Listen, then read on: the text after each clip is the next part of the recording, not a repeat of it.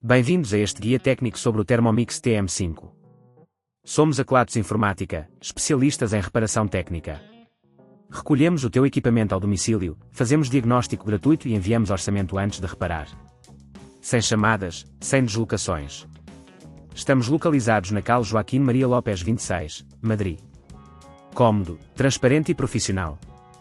Link na descrição. Hoje vamos falar sobre um problema comum que muitos utilizadores enfrentam.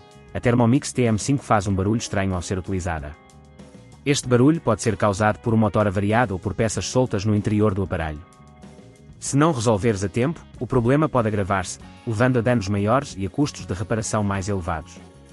Para esta reparação, vais precisar de algumas ferramentas básicas: uma chave de fenda Phillips, uma chave de fenda plana, um multímetro, luvas de proteção e um pano limpo. Começamos por abrir o equipamento com segurança. Desliga a Thermomix da tomada e utiliza a chave de fenda Phillips para remover os parafusos na parte inferior do aparelho. Separa cuidadosamente a tampa, tendo atenção para não danificar as gachetas que vedam o interior. O componente que normalmente falha é o motor, que se localiza na base do aparelho. Para encontrá-lo, basta seguir os fios que vão da fonte de alimentação ao motor. Uma vez localizado, desconecta os fios com cuidado, utilizando a chave de fenda plana se necessário. Para extrair o motor, desparafusa os parafusos que o fixam à estrutura e retira-o com cuidado. Lembra-te de anotar a posição dos fios e parafusos para a montagem posterior. Ao colocar o novo motor, certifica-te de que os fios estão ligados corretamente e que o motor está bem fixado. Usa a força necessária, mas não exagere para não danificar os componentes adjacentes. Quando todos os componentes estiverem no lugar, é hora de fechar o aparelho. Recoloca a tampa e aperta os parafusos na ordem inversa a que foram removidos.